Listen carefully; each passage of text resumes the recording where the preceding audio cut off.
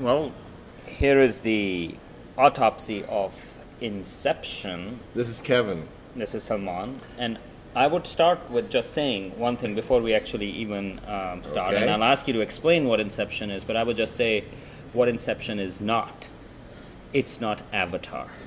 Inception is not Avatar. So if you were scarred by Avatar, just know, no, Inception is no Avatar. Lick your wounds and get back in line at the theater, buy a ticket, and go and see Inception.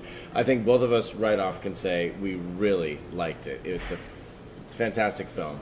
It's a really good film, even though we went in with very high expectations because Christopher Nolan, he has done well with Insomnia, Dark Knight, Memento, Prestige, and so we went in with high expectations and still liked the film. Yeah, liked it a lot. So we'll talk a little bit about the story, which deals with it deals with dreams, but dreams are really just a vehicle in this film.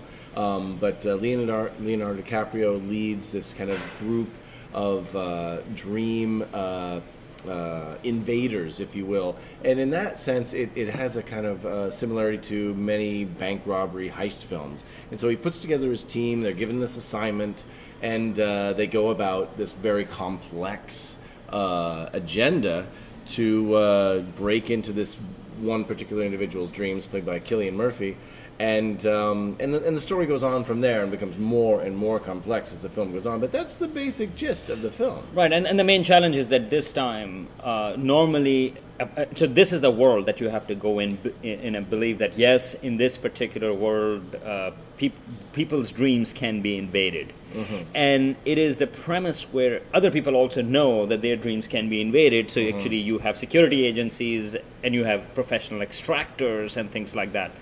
But what makes this particular instance in the film different is that instead of extracting some secrets out of the subconscious, here, for a particular reason, they have been asked to, in fact, place an idea, and as if the person has thought it by himself, and in this case, show an immersive character, but it is actually an implanted idea. It's an implanted idea, so that's really that ups the stakes of their assignment. Like Salman's saying, it's not extracting some secret or some code or whatnot, but it's about putting this idea in somebody's head. And I think, what are some of the things? That's one of the things I really liked about it, is that you think the film is going, well, first of all, you really have no idea where the film's going to go, but once you get a sense of where it's going to go, then it starts to complicate the matter even further, but it doesn't lose you. And I think Nolan is able to spin a very complicated yarn, yet keep us highly entertained at the same time. We could talk about special effects as well, his imagination for some of the scenes. What were your thoughts? Yeah, I think the special effects are absolutely amazing. There is one scene which has been actually, you may have seen it in the previews also, where they are sitting, Leonardo DiCaprio and Ellen Page are sitting at a sort of like a small coffee corner, and then the whole place starts exploding. I think that's a phenomenal scene. That was one of my favorites. It explodes around them. Explodes around them and through them. I mean, it's everywhere. It's a phenomenal scene, but it's just one of the wonderful scenes. Yeah. And so I think special effects certainly are really good. I really like the music. I thought the music was very loud, but it was done in the right way, went with the theme of the film. And I think I saw it twice. I should confess that I saw it the second time, and I was looking for. It is a very complex film, and I was looking for whether it cheats at places or not. And at least I thought it was very consistent. And there are many levels of dreams that this movie deals with. In fact, there's a dream within a dream within a dream, and within a dream. Okay. I mean, these people get a lot of sleep. Right, and let's put it this way: I don't think we can give any spoilers because the movie is so complicated that even if you'd say something, I don't think you'll be able to, know what that means. Yeah. And so I can see Nolan, for example, sitting in front of a really big board and making sense of making all these connections, because I think the movie stayed honest with that. Mm-hmm. I agree.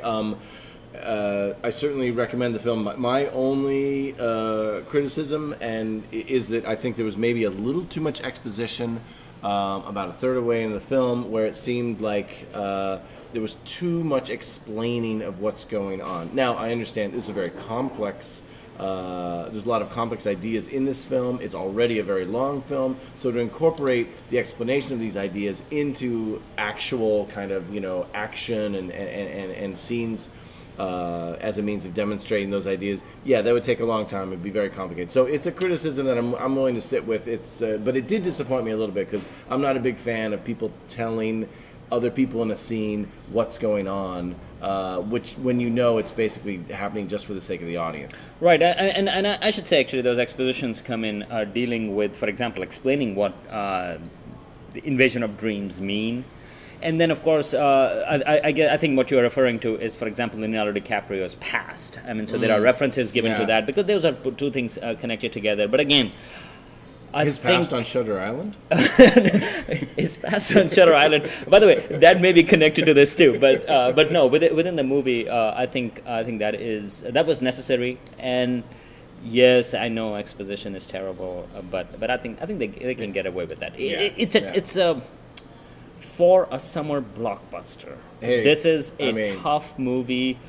I really like the fact that Christopher Nolan, instead of making the Transformers, for example, he's actually challenging the people. I mean, he did that with Dark Knight, he did that with Batman Begins, and again, he has made summer July movie, which is challenging. Yeah, it's intellectually challenging. It's highly entertaining, and not just like, oh, there's an explosion here, a car chase there. But I mean, the special effects are inventive, and in a way, going back to another review we did of Genet's Micmacs, I mean, just the world that Nolan creates is really cool to watch. And it's packed full of very interesting and complex ideas that keep you really interested in what's going on in these characters' lives. I say go see it. One criticism I should mention, and that is, I mean, I wish the movie was half an hour shorter, and it could have cut down on some of the action. But at the same time, because there are scenes at the end which I was like, okay, well, I mean, like, okay, we've seen one gunfight, and let's cut down on like 10 more, for example. But I can also see the studios saying to Christopher Nolan, hey, we are giving you $200 million. You have to have a ratio. You have to fire this many bullets. Exactly. And I think to me, it seemed like he was like, okay, all right, fine. Half of the movie is going to be really creative and inventive and challenging, and then you will have some brainless bullets going across. Right. But that's fine. It wasn't that much of a problem. So yes, definitely go see it. If you can see it in IMAX, do that. It is definitely worth watching. Yeah. It's a spectacle. Well, I think we need to bring the autopsy to a close, because this corpse is it's still warm, live, and kicking, and will be that way, I think, for quite a while. And we are actually going to record another autopsy right after this, but with spoilers. So if you have seen the movie, or if you just want to hear the spoilers, you can listen to the next one. All right, we're out. All right.